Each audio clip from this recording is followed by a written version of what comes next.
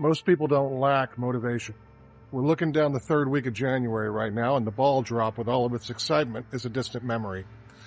Many have all but given up on their resolutions already. Why does this happen year after year? They lack systems that create motivation. Motivation isn't something you wait for. It's something you engineer meticulously.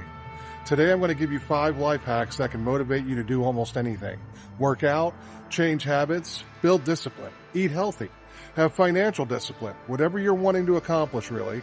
And this isn't feel-good advice. Every one of these hacks is backed by neuroscience, behavioral psychology, and real research. Let's dive into it.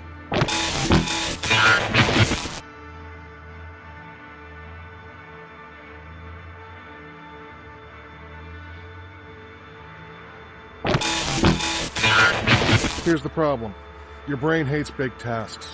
When you think, I need to work out for 45 minutes, I need to write a 10-page paper, I need to pay off $10,000 in credit card debt, I need to switch to the ketogenic diet, I need to change my whole life.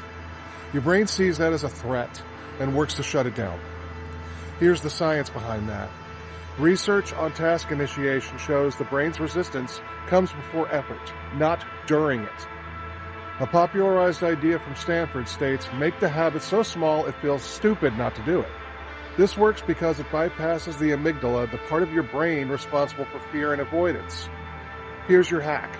Lower the bar until there is no emotional resistance. Instead of I need to work out, say I need to put on gym shoes. I need to read becomes I need to open the book. Write a report becomes write one sentence.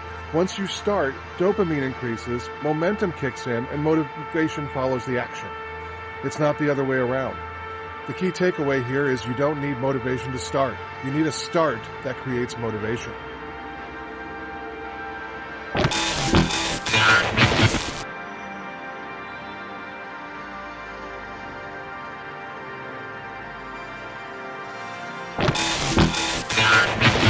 Here's the problem. Most people wait to feel good until after they've succeeded.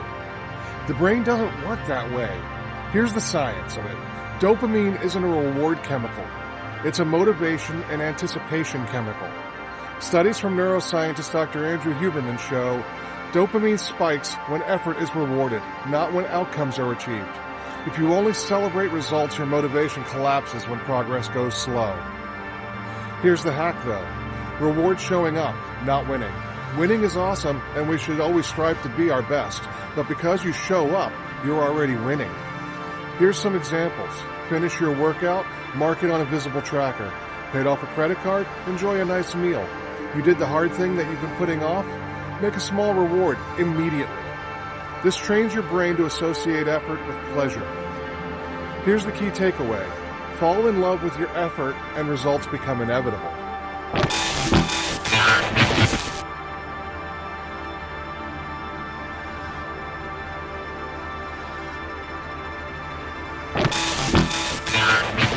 Here's the problem with our old friend willpower. He's unreliable. Research shows willpower is a finite resource. It runs out under stress, fatigue, and decision overload. Here's the science behind it.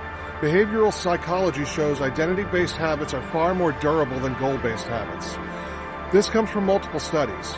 People who see behaviors as a part of who they are persist longer than those who see them as just what they do.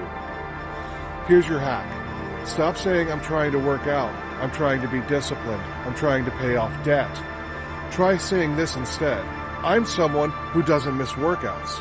I'm someone who pays back their debts. Your brain works to stay consistent with your identity, even when motivation is low. It might feel weird at first, but before long it'll become a part of you. Ask this before any action. What would the disciplined version of me do right now? Then do the smallest version of that. Here's the key takeaway for this. Willpower fades. Identity won't.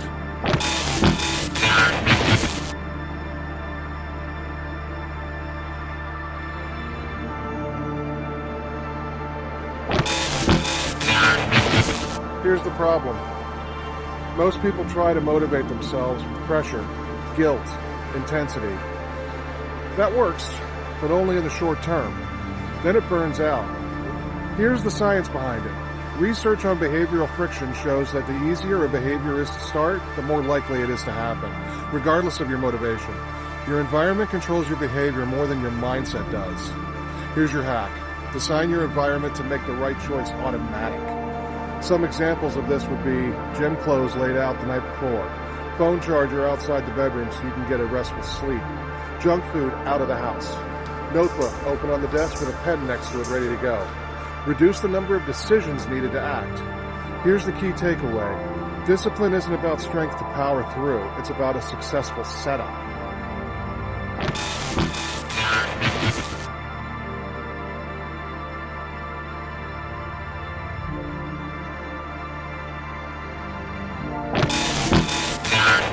Here's the problem. We overestimate future motivation and underestimate long-term consequences.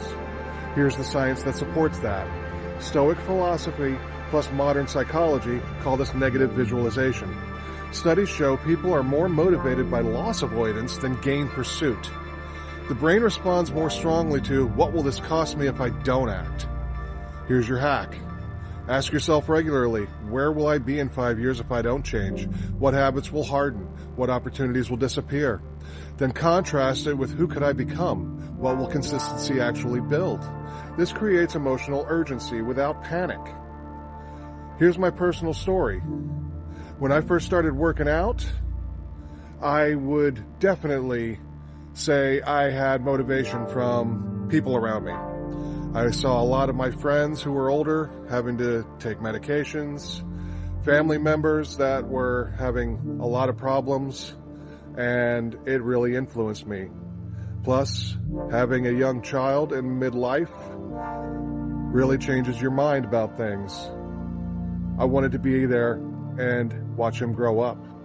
So it took a lot for me to change, but I made the necessary changes I needed to because the negative consequences were going to build up regardless of what I did.